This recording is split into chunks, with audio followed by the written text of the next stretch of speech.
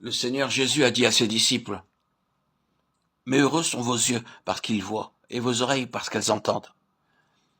Je vous le dis en vérité, beaucoup de prophètes et de justes ont désiré voir ce que vous voyez, et ne l'ont pas vu, entendre ce que vous entendez, et ne l'ont pas entendu. » Matthieu 13, 16, 17.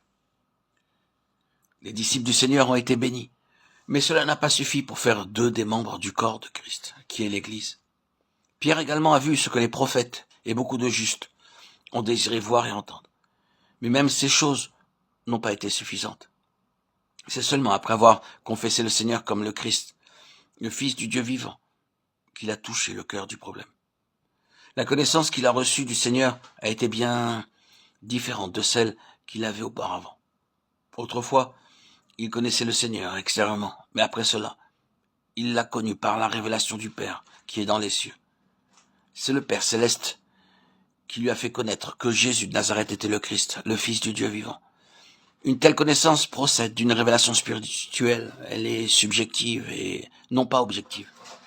C'est en possédant cette nouvelle connaissance du Seigneur, celle que Pierre a eue, qu'une personne peut devenir membre du corps, et non pas en étant simplement associée avec des chrétiens pendant de nombreuses années.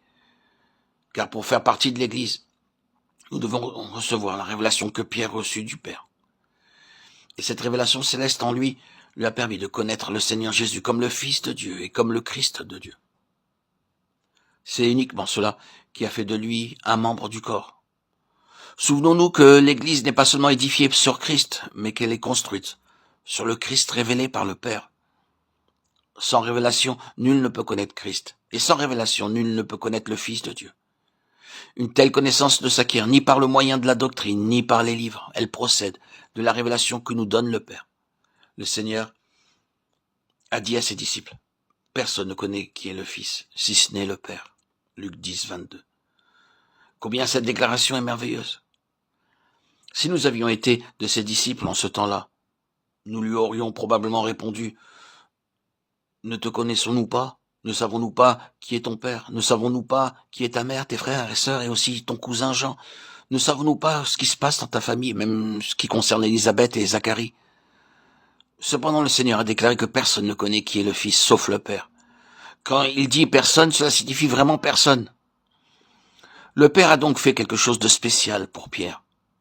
Cela signifiait que ce que le Père connaissait du Fils, il voulait que Pierre puisse le connaître aussi.